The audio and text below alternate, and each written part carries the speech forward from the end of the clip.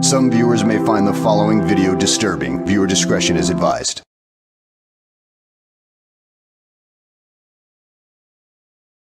One reason urban legends thrive is because they ring true.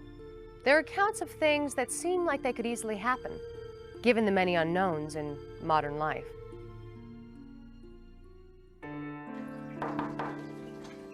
This story begins with a teenage girl, hired by a young couple to babysit for them one afternoon. The father seems like a nice enough guy, and after a quick greeting, he takes her up to the nursery to meet the baby and his wife. The mother, like many new moms, is very nervous about leaving her infant, even for a couple of hours. Dad introduces her to the sitter, who tries to be reassuring to the skittish mom. The sitter gets a long list of do's and don'ts and phone numbers, and she keeps smiling all through the anxious mother's instructions. She assures them that everything will be fine. It's all Dad can do to finally get Mom out of the house. Once they're gone, the sitter can finally relax.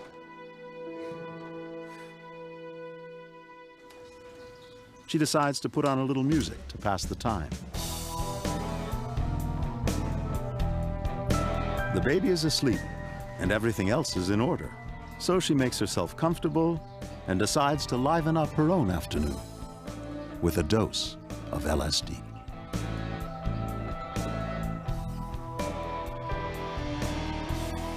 An hour later, the parents are still out at a party, but Mom decides to make a call to check in on the baby.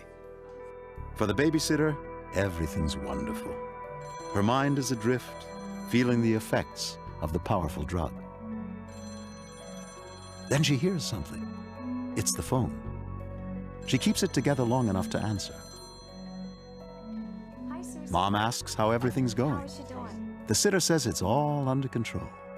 She even put a turkey in the oven for dinner. The mother is immediately alarmed. Turkey?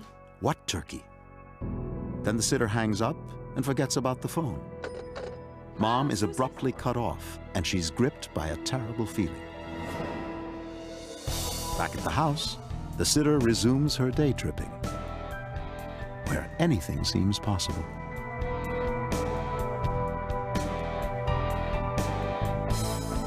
Lost in a whirlwind of color and sound, time seems to stand still.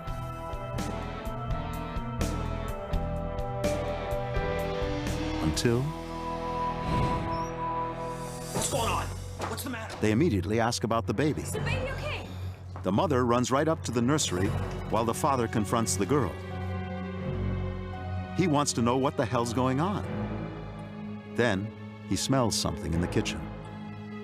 The mother races to the crib and is stunned to find it empty, while the father makes a horrifying discovery.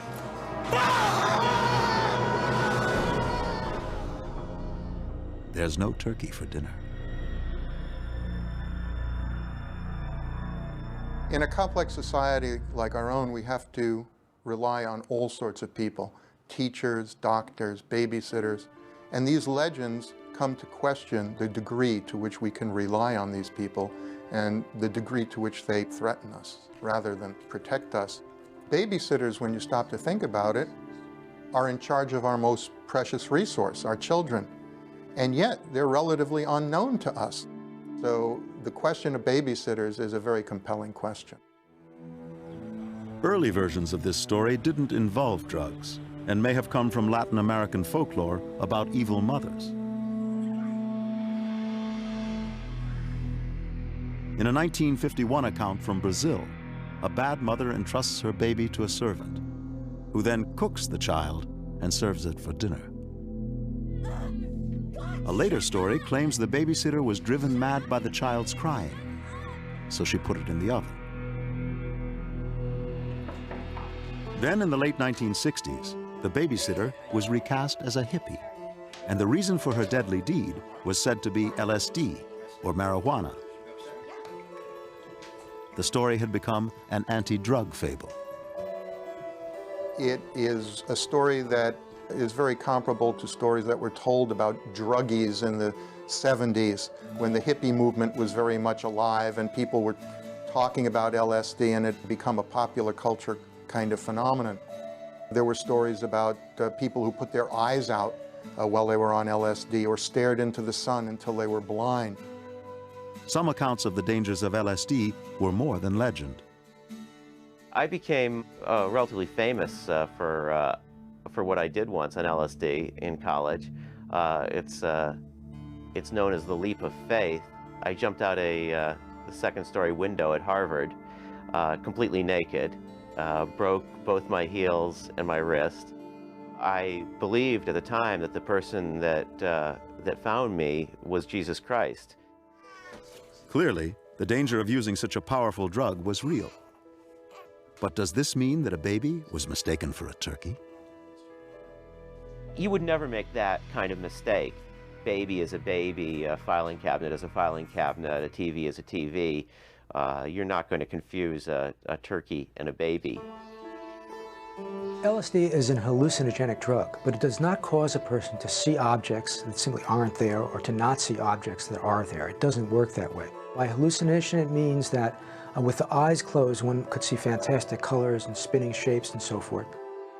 Or you might, with eyes open, look at an object and see that object in a different way, but you wouldn't mistake that object from what it was. You would know if you were looking at a person, you were seeing a person. If you were looking at a turkey, you were seeing a turkey. Hallucinations can result in tragedy, and using LSD is now a criminal offense. But inflated claims about the drug by everyone from the CIA to Timothy Leary became raw material for urban legends.